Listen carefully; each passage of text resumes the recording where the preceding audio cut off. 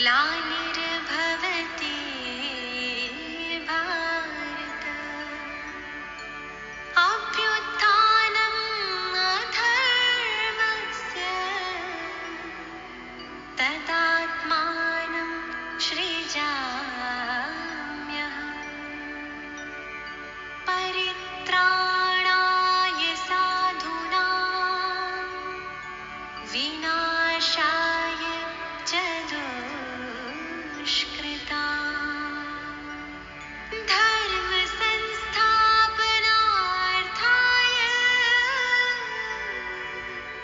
संभवामि संगम युगे।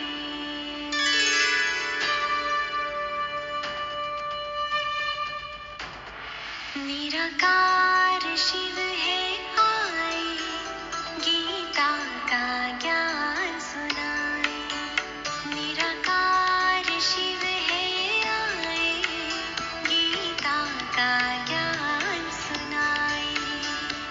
ब्रह्मा तन आधार ले सच्ची सच्ची गीता सुनाए। निराकार शिव है आए, गीता का ज्ञान सुनाए।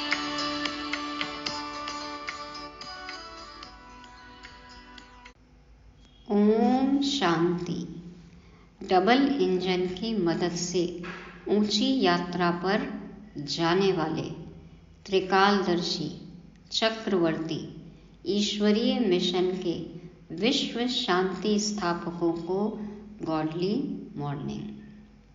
संगम युग पर बाबा ने हमें एक लक्ष्य दिया है कि ये सिद्ध कर सबको समझाओ कि गीता का भगवान श्री कृष्ण नहीं बल्कि निराकारी शिव परमात्मा हैं।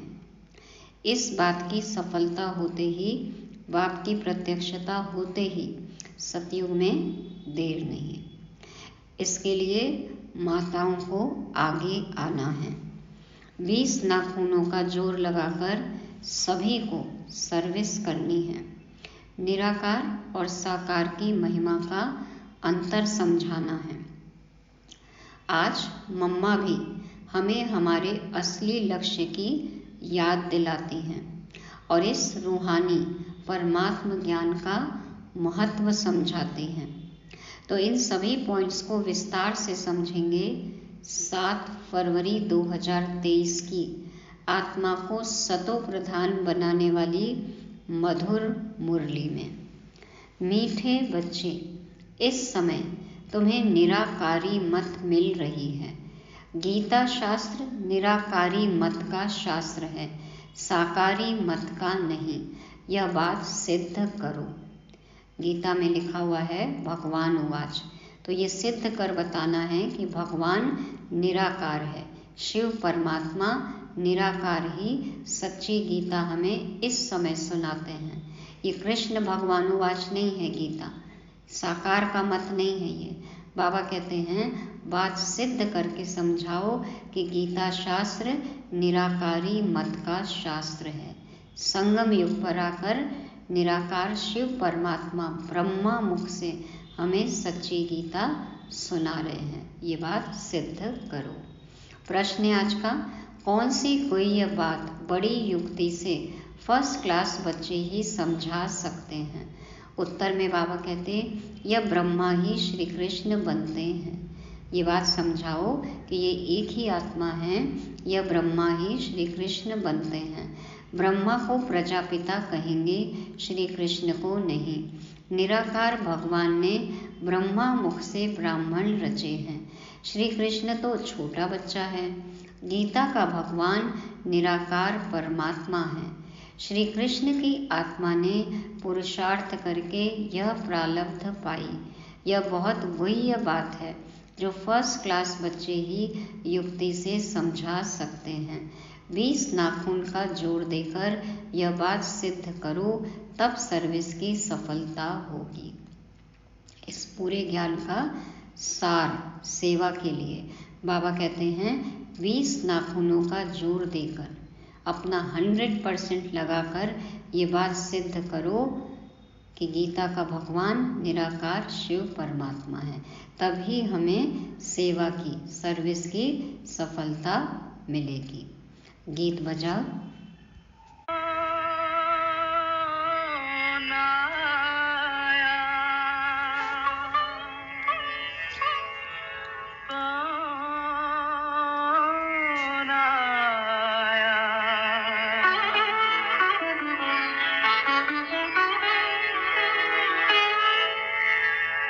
कौन आया मेरे मन के द्वारे, पायल की झनकार लिए। कौन आया मेरे मन के द्वारे, पायल की झनकार लिए। कौन आया। ओम शांति। कौन आया मेरे मन के द्वारे, पायल की झनकार लिए। कौन आया हम आत्माओं के सम्मुख, सच्ची सच्ची गीता लेकर। ओम शांति। बच्चों ने सुना, यह आँख नहीं जान सकती है। किसको? भगवान को।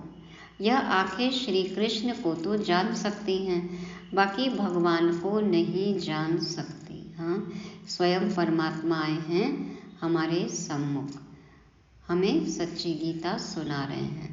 तो ये आँखें श्री कृष्ण को तो जान सकती हैं, बाकी भगवान को नहीं जान सकती। आत्मा ही परमात्मा को जान सकती है। आत्मा मानती है कि हमारा परमपिता परमात्मा निराकार है। निराकार होने कारण इन आँखों से न देखने कारण इतनी याद नहीं ठहरती। यह निराकार बाप निराकारी बच्चों को कहते हैं। निराकार बाप निराकारी बच्चों को, माना हम आत्माओं को कहते हैं। तुमको निराकारी मत मिलती है। गीता शास्त्र है ही निराकारी मत का, साकारी मत का नहीं है। कोई देहधारी ने उच्चारण नहीं किया है। गीता धर्म शास्त्र है ना, इस्लामियों आदि का भी धर्म शास्त्र है। इब्राहिम ने उच्चारा, बुद्ध ने, क्राइस्ट ने उच्चारा। देखो तभी कुरान, धम्मपद, त्रिपिटक और क्या बना? बाइबल। तो बाबा कहते हैं उन्हों के तो चित्र हैं। गीता जो सर्वशास्त्रमयी शिरोमणि है, उसके लिए मनुष्यों ने श्री कृष्ण का चित्र दिखा दिया है, परंतु बाप समझाते हैं यह रॉन्ग है। गीता मैंने उच्चारी, मैंने राजयोग सिखलाया और स्वर्ग की स्थापना की है। मैं हूँ निराकार परमपिता परमात्मा।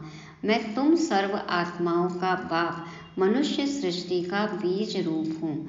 मुझे ही वृक्षपति कहा जाता है। बाबा ही वृक्ष का मालिक है ना, बाबा ही बीज है, मालिक है। श्री कृष्ण को वृक्षपति नहीं कहेंगे। परम पिता परमात्मा ही मनुष्य सृष्टि का बीज रूप क्रिएटर है।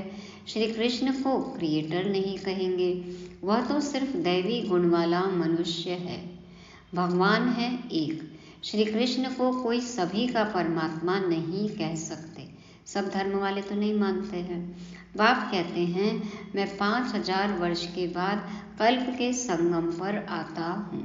मैं सारी सृष्टि का बाप हूँ। मुझे ही गॉड फादर कहते हैं।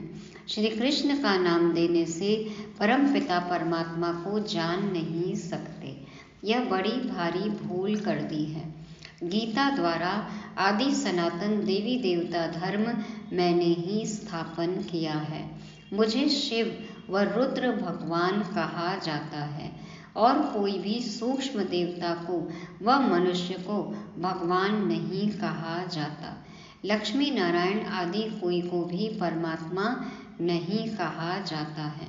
कहा जाता है परमात्मा एक है। भगवानुवाच भी है तो जरूर भगवान आया होगा और आकर के राजयोग सिखाया है। बाप कहते हैं कल्प पहले भी मैंने तुम बच्चों को कहा था। श्री कृष्ण कभी भी बच्चे बच्चे नहीं कह सकते। परम पिता परमात्मा ही सबको बच्चे कहते हैं। कल्प पहले भी मैंने तुम बच्चों को कहा था कि देही अभिमानी बनो, मुझ निराकार को अपना बाप भगवान समझो। आज की पूरी मुरली में बाबा खुद का परिचय दे रहे हैं, खुद की महिमा, खुद के कर्तव्य, खुद की बायोग्राफी बाबा बता रहे हैं। तो बाबा कहते हैं मैंने कल्प पहले भी 5000 साल पहले तुमको कहा था कि देही अभिमानी बनो, मुझ निराकार को अपना बाप भगवान समझो। साकारी बाप प्रजापिता ब्रह्मा ठहरा, क्योंकि ब्रह्मा द्वारा ही भगवान ने ब्राह्मण ब्राह्मणियाँ रचे हैं। श्री कृष्ण प्रजापिता नहीं हैं। भगवान कहते हैं मैं ब्रह्मा मुख द्वारा ब्राह्मण ब्राह्मणियाँ रचता हूँ। यह ब्रह्मा ही श्री कृष्ण बनता है। यह कितनी गुह्य बात है, यह समझाने में बड़ी युक्ति चाहिए। फर्स्ट क्लास बच्चियाँ ही समझा सकेंगी। तो पहले हमें फर्स्ट क्लास पढ़ाई करनी है, फर्स्ट क्लास बच्चे बनना है, फर्स्ट डिवीज़न में पास होना है, तभी तो समझाएंगे ना। बाप कहते हैं बहुत अच्छा बच्चा व बच्ची हो जो सिद्ध करे कि गीता का भगवान निराकार परमात्मा है। जिसने गीता रची उसने ही बच्चों को राजयोग सिखाया और स्वर्ग रचा।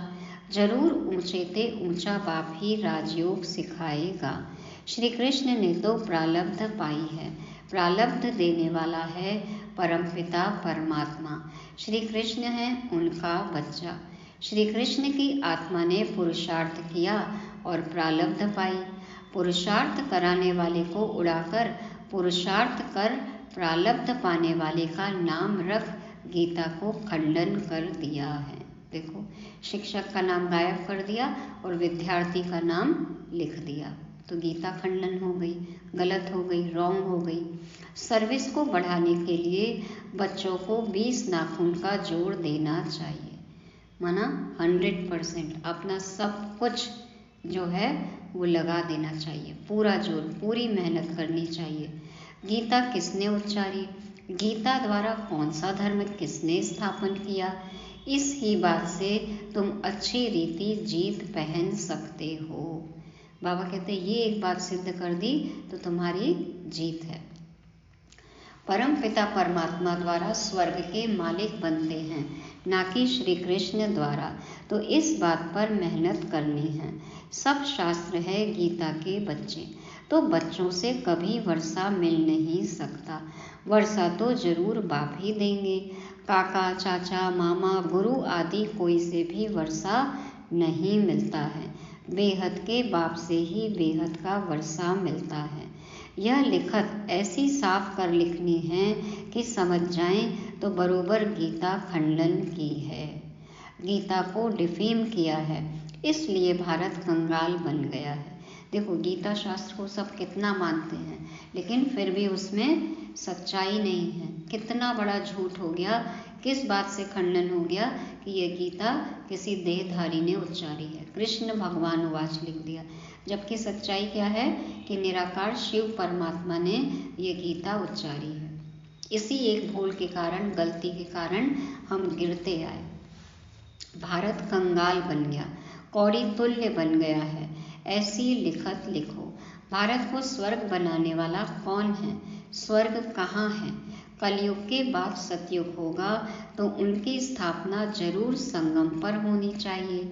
शिव भगवान उवाच, मैं कल्प कल्प संगम पर पावन दुनिया बनाने आता हूँ। ऐसे सिद्ध करो जो समझे कि शिव परमात्मा ही सबको दुखों से लिबरेट करते हैं, न कि श्री कृष्ण। गीता के भगवान को जो समझ जाएंगे वही आकर फूल चढ़ाएंगे, सभी नहीं चढ़ाएंगे। जो समझ गए वह फूल बन बलि चढ़ जाएंगे। फूल चढ़ाना माना भक्ति में तो हम बहुत फूल चढ़ाते रहे, मालाएं चढ़ाते रहे, लेकिन जो समझ जाएंगे कि गीता का उच्चारण निराकार शिव परमात्मा ने किया है, यदि ये निश्चय बैठ गया, ये प्रत्यक्षता हो गई, तो बाबा कहते हैं कि वो आत्माएं खुद फूल बनकर मुझ पर बलिहार हो जाएंगी, बलि चढ़ जाएंगी। बाबा को कोई फूल देते हैं तो बाबा कहते हैं मुझे ऐसे फूल चाहिए, माना ऐसे बच्चे चाहिए, फूल जैसे बच्चे। कांटे मेरे पर बलि चढ़ें तो मैं उनको फूल बनाऊं। कांटे मेरे पर बलि चढ़े तो मैं उनको फूल बनाऊं, माना पतित आत्मा आए तो बाबा उनको पावन बनाए। बबूल नाथ भी मेरा नाम है। बबूल के कांटों को फूल बनाने वाला मुझे ही कहते हैं। श्री कृष्ण तो स्वयं फूल है। वह है गार्डन ऑफ अल्लाह, यह है डेविल फॉरेस्ट। अभी क्या है, कलयुग क्या है, डेविल फॉरेस्ट है ना, आसुरी जंगल है, और गार्डन ऑफ अल्लाह सतयुग है। तो हम सब देखो फूल बन रहे हैं। इनको फिर डेटी गार्डन बाप बनाता है। डेविल फॉरेस्ट है तो बाबा कहते हैं मैं डेटी गार्डन बनाता हूँ। तुम ही नई दुनिया के मालिक बनते हो।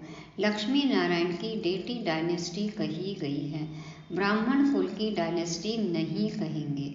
यह ब्राह्मण कुल है क्योंकि ये एक जन्म ही ब्राह्मण जन्म है ना, तो बाबा कहते हैं इसको डायनेस्टी नहीं कहेंगे। परम पिता परमात्मा ने ब्रह्मा द्वारा प्रजा रची है, इसलिए इनको प्रजापिता कहा जाता है। शिव बाबा को व श्री कृष्ण को प्रजापिता नहीं कहेंगे। यह तो कृष्ण पर कलंक लगाए हैं कि 16,108 रानियां थीं।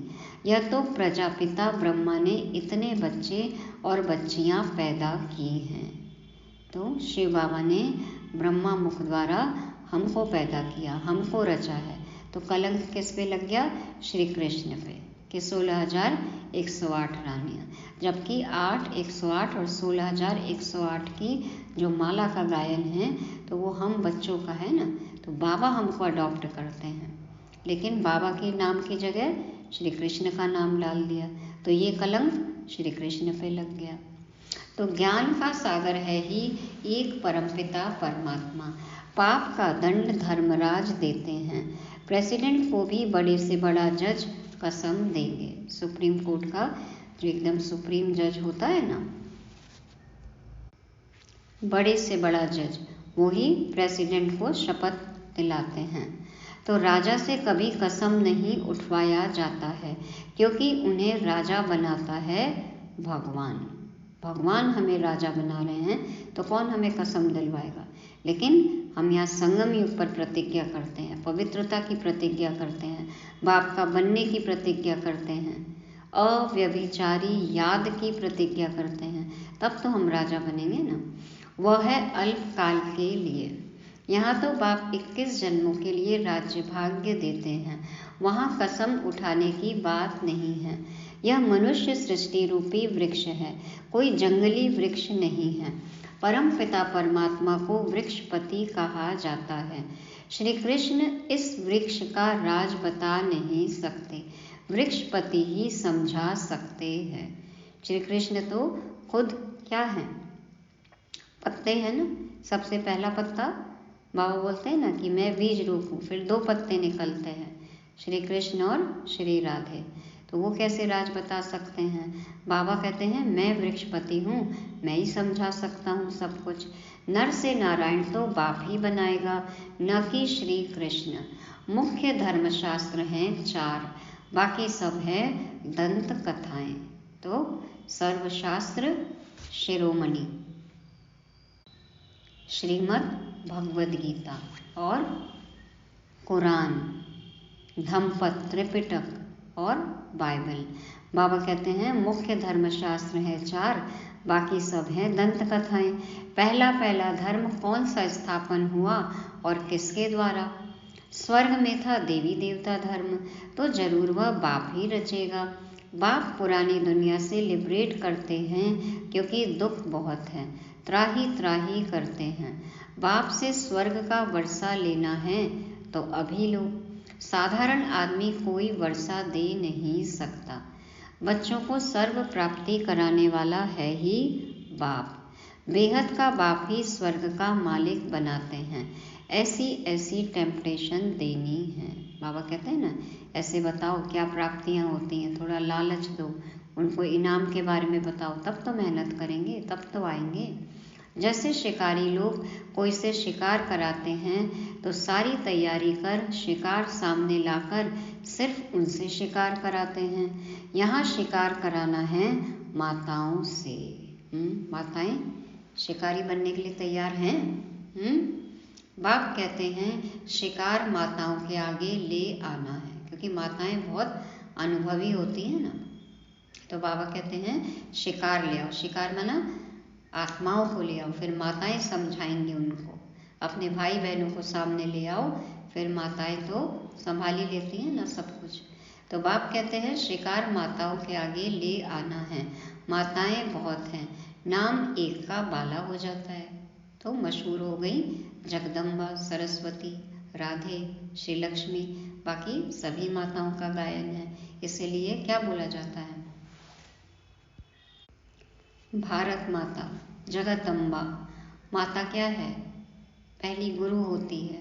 तो बाबा कहते हैं नाम एक का बाला हो जाता है, बाकी तो सभी माताओं की बात है। तुम शक्ति सेना हो, शक्ति डायनेस्टी नहीं कहेंगे। शक्ति सेना की मुख्य है जगदम्बा, काली, सरस्वती, बाकी चंडिका आदि उल्टे नाम भी बहुत रख दिए हैं। देखो माताओं का भिन्न भिन्न रूप, तो नाम एक का रख दिया है, लेकिन सभी माताओं के सब रूप है ना। तो तुम बच्चों को ऐसी बातों पर क्लियर करना है कि ऊंचे ते ऊंचा भगवान, फिर ब्रह्मा विष्णु शंकर। प्रजापिता ब्रह्मा की बेटी है सरस्वती, उनको गॉडेज ऑफ नॉलेज कहते हैं, तो जरूर उनके बच्चों को भी गॉडेज ऑफ नॉलेज कहेंगे। अंत में विजय तो तुम्हारी होने वाली है। कोई कोई गीता से वेदों का मान ज़्यादा रखते हैं, तो भी गीता का प्रचार ज़्यादा है। कहते हैं ना वेद भी बहुत प्राचीन हैं। बाप कहते हैं मैं आता हूँ संगम युग पर, श्री कृष्ण का चित्र है ही सतयुग का, फिर 84 जन्मों में रूप बदलता जाता है। ज्ञानी तो आत्मा तब बन सकते हैं जब परमपिता परमात्मा आकर आत्मा का ज्ञान देवे। परमपिता परमात्मा है ज्ञान का सागर, उन द्वारा तुम ज्ञानी तो आत्मा बनते हो। बाकी सब हैं, बाकी क्या है, ज्ञानी नहीं है तो क्या है, भक्त तो आत्मा। बाप कहते हैं मुझे ज्ञानी तो आत्मा प्रिय लगते हैं।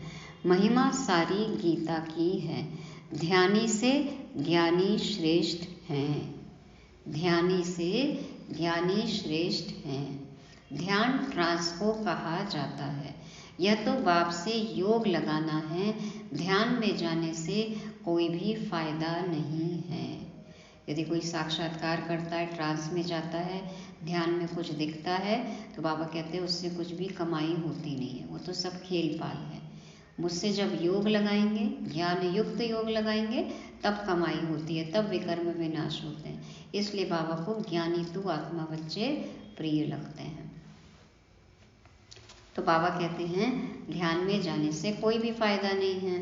बाप कहते हैं मैंने राजयोग सिखाया था, श्री कृष्ण को यह प्रारब्ध मैंने ही दी थी, जरूर अगले जन्म में पुरुषार्थ किया होगा। सारी सूर्यवंशी राजधानी ने मेरे द्वारा ही प्रारब्ध पाई है। जितनी भी आत्माएं हैं सब बाबा से राजयोग सीख रहे हैं ना, पुरुषार्थ कर रहे हैं, फिर प्रारब्ध पाएंगे। दिलवाड़ा मंदिर का कॉन्ट्रास्ट भी ऐसे लिखो जो पढ़ने से ही मनुष्यों को झट तीर लग जाए। बाबा कहते हैं ना माउंट आबू में दिलवाड़ा मंदिर, जैनियों का मंदिर, सब तुम्हारी ही यादगार है। फॉर्म भी भराना है कि बेहद का बाप ज्ञान का सागर है, बहुत मीठा है, हमको राजयोग सिखलाता है। उस सदगुरु बिगर है घोर अंधियारा। ऐसे बाप की महिमा करने से बुद्धि में लव आएगा।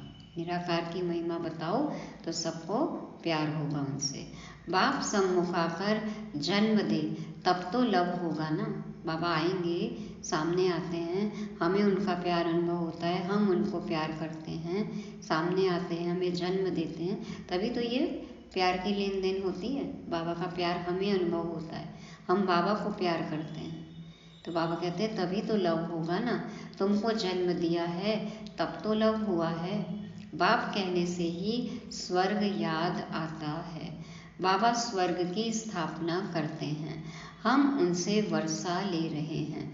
विश्वास करो या ना करो, बताना हमारा काम है। हमने अनुभव किया, हमें विश्वास हुआ, हमारा निश्चय बढ़ता गया और अनुभव होते गए। तो बाबा कहते हैं कि विश्वास करो या ना करो, उनको बताओ, अब वो करे ना करे उनकी तकदीर है, उनकी मर्जी है। बेहद का बाप तो सभी का बाप है, उनसे जरूर स्वर्ग का वर्षा मिलेगा।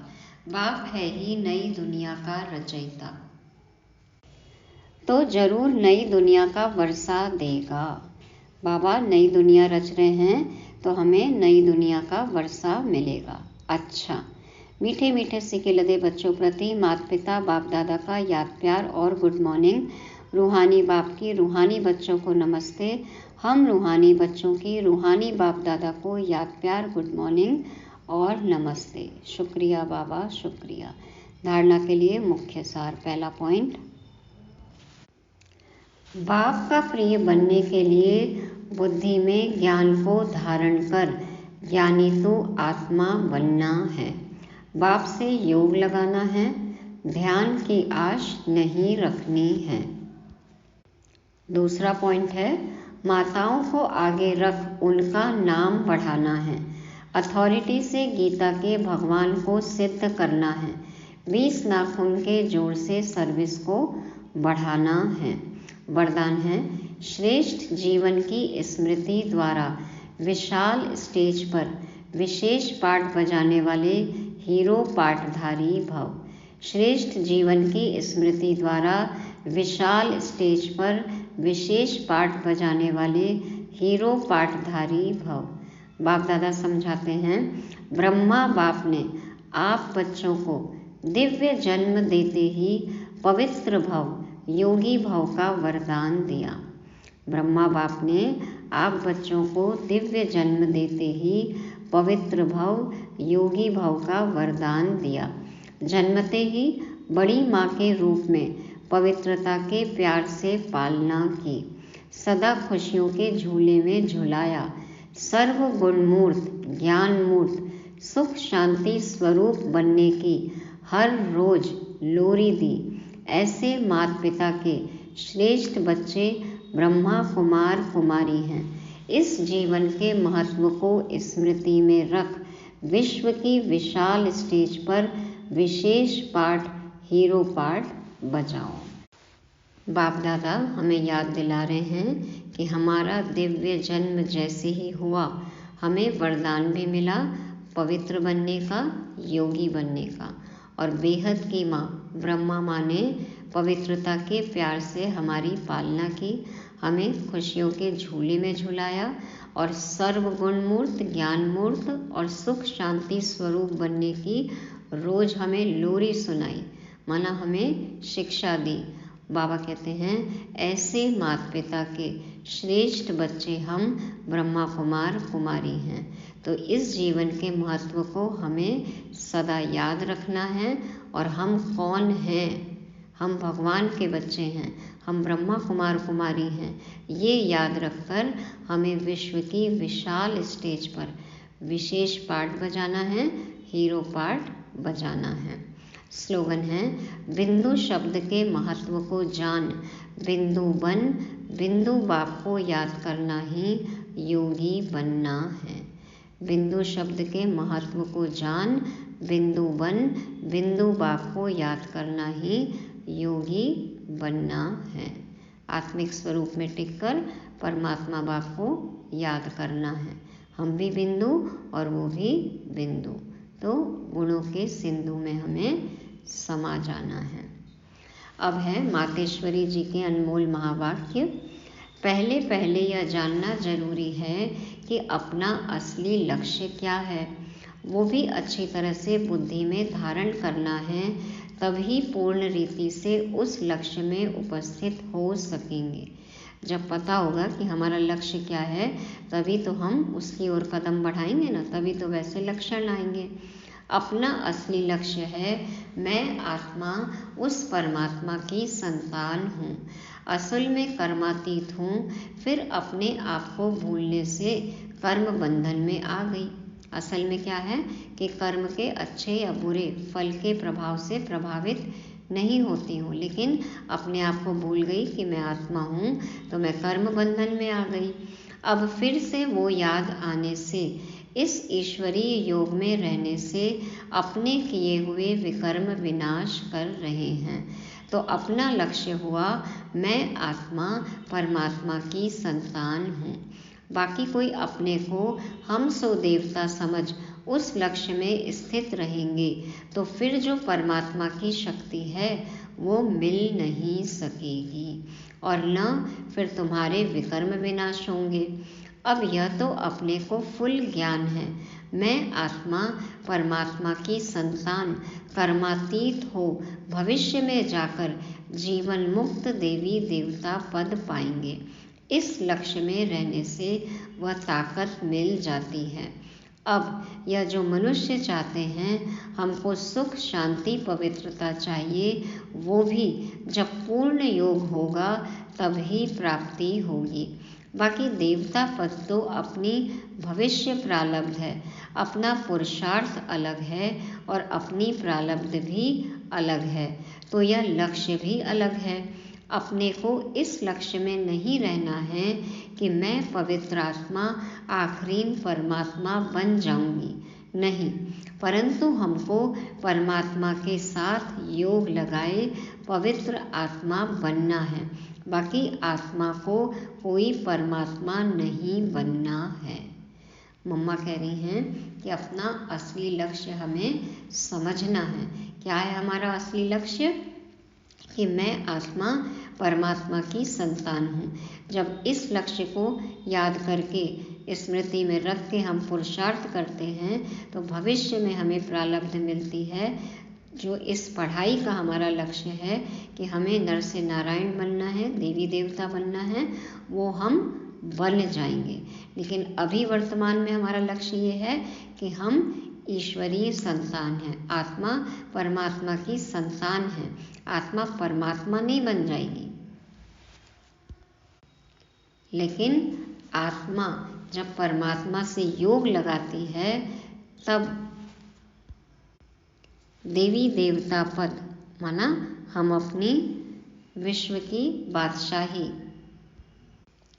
विश्व की राजाई, जीवन मुक्त देवी देवता पद हम भविष्य में प्रारब्ध पाते हैं। तो वो पद पाने की हमें ताकत मिल जाती है। तो देवता पद तो भविष्य की प्रारब्ध है, अपना पुरुषार्थ अलग है और प्रारब्ध भी अलग है, तो लक्ष्य भी अलग है। ये लक्ष्य नहीं है कि मैं आत्मा परमात्मा बन जाऊंगी, बल्कि हमें परमात्मा के साथ योग लगाकर पवित्र आत्मा बनना है। दूसरा पॉइंट है, इस अविनाशी ईश्वरीय ज्ञान पर अनेक नाम धरे गए हैं, अनेक नाम रखे गए हैं। कोई इस ज्ञान को अमृत भी कहते हैं, कोई ज्ञान को अंजन भी कहते हैं। गुरु नानक ने कहा ज्ञान अंजन गुरु दिया, कोई ने फिर ज्ञान वर्षा भी कहा है, क्योंकि इस ज्ञान से ही सारी सृष्टि सब्ज बन जाती है, हरी भरी बन जाती है। जो भी तमो प्रधान मनुष्य हैं वो सतोगुणी मनुष्य बन जाते हैं और ज्ञान अंजन से अंधियारा मिट जाता है। इसी ज्ञान को फिर अमृत भी कहते हैं, जिससे जो मनुष्य 5 विकारों की अग्नि में जल रहे हैं उससे ठंडे हो जाते हैं। देखो गीता में परमात्मा साफ कहता है कामेशु क्रोधेशु, उसमें भी पहला मुख्य है काम, जो ही 5 विकारों में मुख्य बीज है। बीज होने से फिर क्रोध लोभ मोह अहंकार आदि झाड़ पैदा होता है, उससे मनुष्यों की बुद्धि भ्रष्ट हो जाती है। अब उसी बुद्धि में ज्ञान की धारणा होती है। जब ज्ञान की धारणा पूर्ण बुद्धि में हो जाती है तभी विकारों का बीज खत्म हो जाता है। जैसे ही ज्ञान आता है, समझ आती है, बुद्धि में ज्ञान की धारणा होती है तो फिर विकार जो है वो खत्म होने लगते हैं। बाकी सन्यासी तो समझते हैं विकारों को वश करना बड़ी कठिन बात है। अब यह ज्ञान तो सन्यासियों में है ही नहीं, तो ऐसी शिक्षा कैसे देवें? सिर्फ ऐसे ही कहते हैं कि मर्यादा में रहो, परंतु असल मर्यादा कौन सी थी? वो मर्यादा तो आजकल टूट गई है। कहाँ वो सतयुगी त्रेता युगी देवी देवताओं की मर्यादा, जो गृहस्थ में रहकर कैसे निर्विकारी प्रवृत्ति में रहते थे। अब वो सच्ची मर्यादा कहाँ है? सतयुग में प्रवृत्ति मार्ग था, लेकिन पवित्र था, मर्यादा पूर्वक था। तो मम्मा यही कहती हैं कि आजकल वो सच्ची मर्यादा कहाँ है, आजकल तो उल्टी विकारी मर्यादा पालन कर रहे हैं। एक दो को ऐसे ही सिखलाते हैं कि मर्यादा में चलो। मनुष्य का पहला क्या फर्ज है वो तो कोई नहीं जानता, बस इतना ही प्रचार करते हैं कि मर्यादा में रहो, मगर इतना भी नहीं जानते कि मनुष्य की पहली मर्यादा कौन सी है। मनुष्य की पहली मर्यादा है निर्विकारी बनना। अगर कोई से ऐसा पूछा जाए तुम इस मर्यादा में रहते हो, तो कह देते हैं आजकल इस कलयुगी सृष्टि में निर्विकारी होने की हिम्मत नहीं है। अब मुख से कहना कि मर्यादा में रहो, निर्विकारी बनो, इससे तो कोई निर्विकारी बन नहीं सकता। निर्विकारी बनने के लिए पहले इस ज्ञान तलवार से इन 5 विकारों के बीज को खत्म करना, तभी विकर्म भस्म हो सकेगा। तो ये काम हमें बाबा आकर सिखाते हैं। ज्ञान तलवार हमारे हाथ में आती है, जिससे अपने हम 5 विकारों के बीज को खत्म करते हैं। बाबा को याद करके हम अपने विकर्म भस्म करते हैं। अच्छा, ओम शांति। तो ये थी आज की बाबा और मम्मा की मधुर मुरली। आज के ज्ञान के पॉइंट्स हैं, निराकारी मत। तो हमें ये याद रखना है, सबको बताना है कि गीता शास्त्र में जो मत है, जो श्रीमत है, वो निराकारी शिव परमात्मा द्वारा दी गई है। दूसरी बात, 20 नाखूनों का जोर लगाना है हमें सर्विस के लिए। तीसरा, गार्डन ऑफ अल्लाह, बाबा हमें कांटों से फूल बना रहे हैं, हम गार्डन ऑफ अल्लाह में जाने वाले फूल हैं। सतयुग है ना, गार्डन ऑफ अल्लाह। और चौथा पॉइंट है असली लक्ष्य। हमारा असली लक्ष्य क्या है, ये हमें ध्यान रखना है। मैं आत्मा परमात्मा की संतान हूँ। और 5वीं बात, ज्ञान अंजन। बाबा ने हमें ज्ञान अंजन दिया है, ज्ञान तलवार दी है, ज्ञान अमृत हमें मिल रहा है। तो ये सब बातों को हमें ध्यान रखना है और अपने विकारों के बीज को खत्म करना है। ओम शांति।